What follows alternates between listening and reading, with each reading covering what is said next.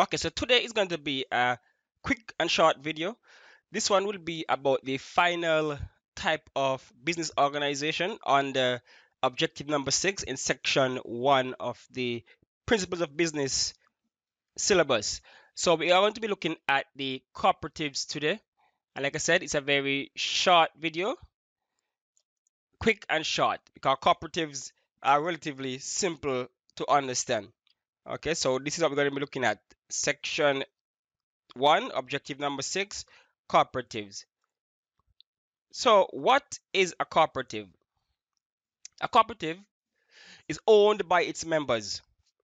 All right, there are examples of cooperatives out there. You come together for various reasons. For example, for saving, for customers in retail, and producers. So let's break it down one at a time. Okay, cooperatives. Cooperative, as the name suggests, you are cooperating. You are working together. Okay, so most of these people have a common goal, a common interest. In this case, it could be they want to save, and in that case, you have things like credit unions, or it could be that you want to buy things in bulk. So you come like a bunch of farmers come together, or a bunch of customers come together and buy things in bulk. And the same thing for producers.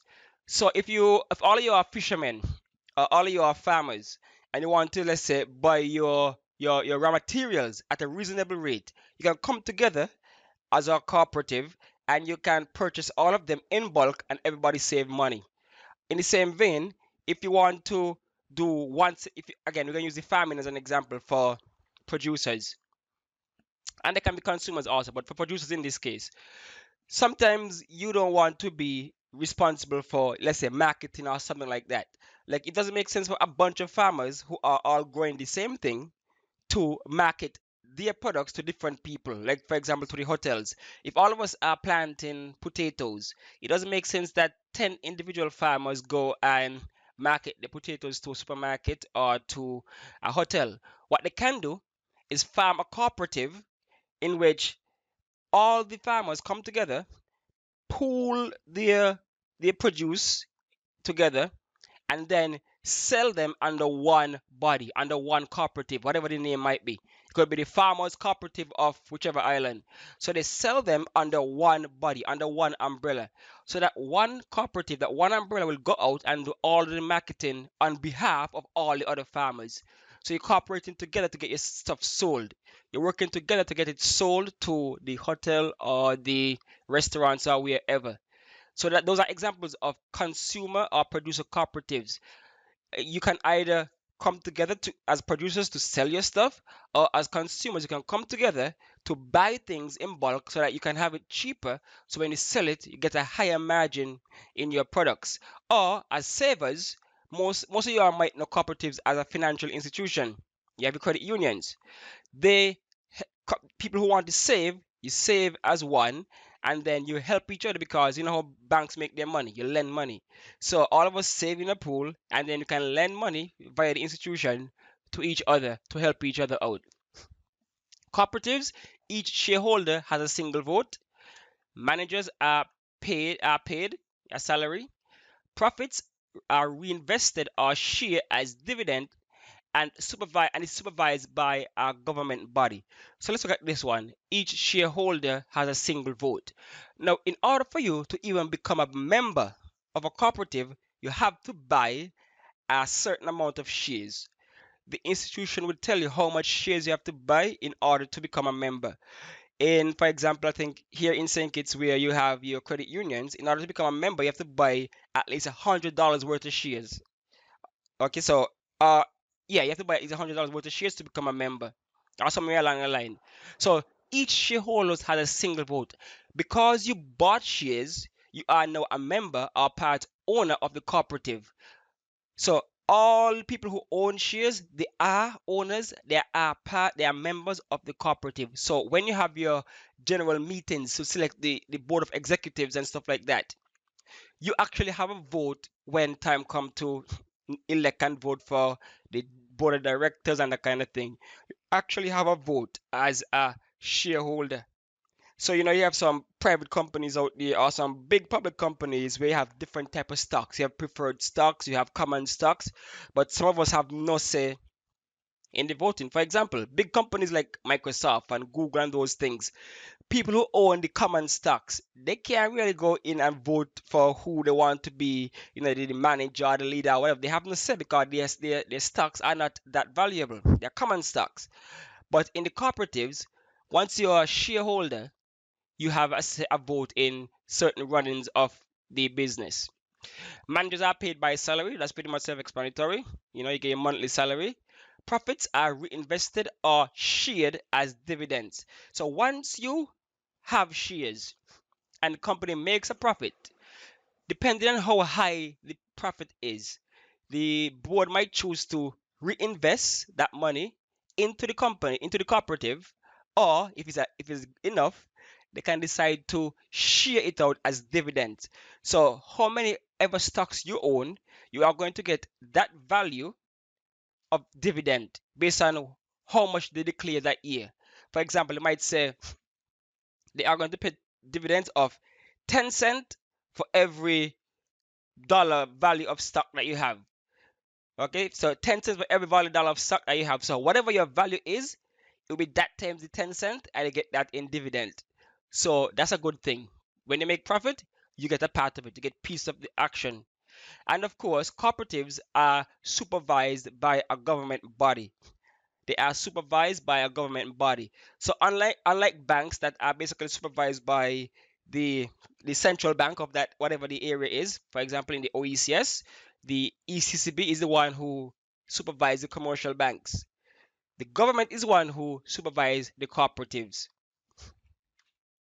So do not confuse cooperation with cooperation. So cooperation means working together, as in a cooperative, like I said before. And a corporation is an organization which runs a business, totally different. So cooperation, as in cooperative, you're working together. Like I said before, a bunch of fishermen, a bunch of farmers coming together, forming a cooperative to help each other. A bunch of people want to save, you come together to form a cooperative so you can save and borrow from each other. So one of the big examples I said before is the credit unions. They are owned by their members who buy shares, deposit savings, elect a management committee, earn interest, borrow from the credit union if they need to. So this is one of the advantages of being a member of the cooperative.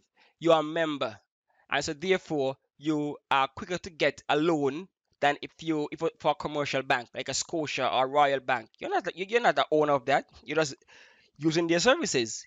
But for a credit union, they're actually using your money, using your shares, using your deposits to help better everybody in the who are members. So credit unions are some of the most popular ones, and they are scattered all through the world. In any country you go, you know that there are credit unions around. Do not ever confuse credit union with Western Union, please. A lot of people love to do that. Credit union and Western Union, two different things altogether. Okay?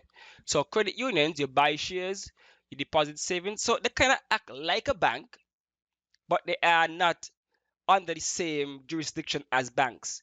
So they have certain things they do like banks, but they are not banks. There are some restrictions as to the things that they can and cannot do. For one, the most of the credit unions tend to have a smaller financial footprint. They tend to have just how much ever the members put in. So most credit unions tend to be not as rich as some of the larger banks out there.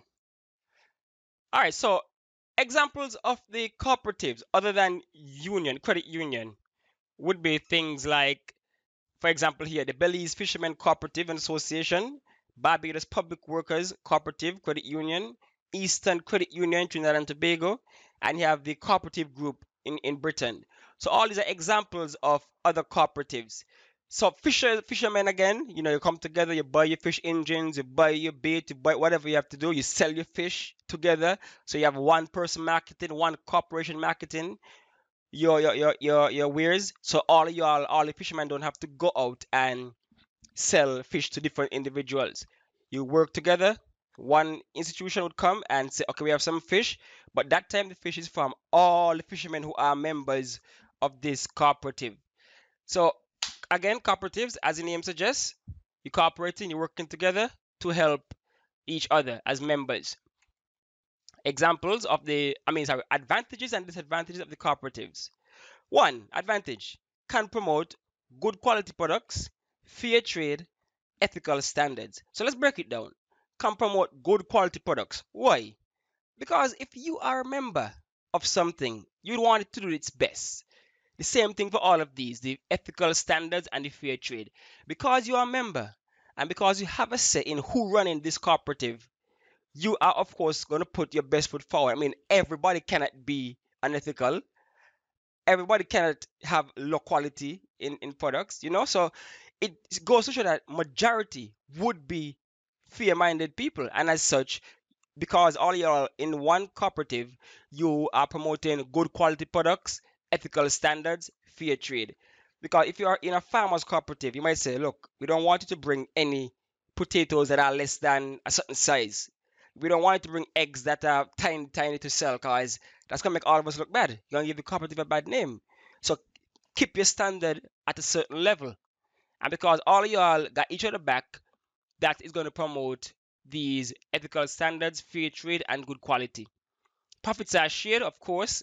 That is a benefit. That is an advantage. An advantage because if you go to your normal bank, your Scotia, your Royal, your First Caribbean, your Republic Bank, whatever it is, when they're making the millions, unless you don't own a certain number of a certain type of shares, you're not going to get anything. So if you're a common stock owner, you got a common stock out there, you're not gonna get any profits. But for a cooperative, everybody supposed to be able to get a part of the profits. Once it's high enough, you're gonna get your dividend.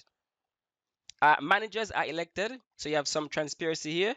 You as a member have a say as to who is running the organization. Government supervision of management and limited liability for shareholders. Again, this comes up again, limited liability. Limited meaning you're only liable to lose the amount you have invested. So if you invested 6,000 into the cooperative, 6,000 is what you might be able to lose if the cooperative goes under. If you buy $10,000 of stocks, then you're only going to lose $10,000 or whatever the value of the stock was when the business goes under. So that's all you're liable to lose. So you're not going to be losing your house, your land, your car, nothing. You have already invested by buying stocks. So if it goes under, how much ever the value of the stocks were, that's what you're going to lose. Disadvantages of a cooperatives though. Some cooperatives are not well managed. Savers risk losing funds if a credit union collapses. May find it difficult to raise additional capital. So some cooperatives are not well managed because sometimes you might elect somebody because you might have a popularity contest. The person might not be the most qualified, but they are the most popular among the voters. So you might select them, and then you have problems. So that's one of the reasons why you might have not being well managed because based on it's democratic. Everybody who have shares have a say into as to who is elected. So therefore, you might elect a bad person because they are popular, but they don't have any good management skills, and that would be detrimental to the company. Then you have savers risk losing funds if credit union collapses. Again, if you have the savings in the credit union, you might lose it if it goes under. Whatever you value the shares you have, you might lose it if it goes under. So that's a very big disadvantage. May find it difficult to raise additional capital. Credit unions, by their nature, tend to be very small. They're very small, very intimate financial institutions. So one of the ways in which a public company raises capital is by issuing shares to the public, to the general public, and also because you have enough shares, a large amount of shares to issue.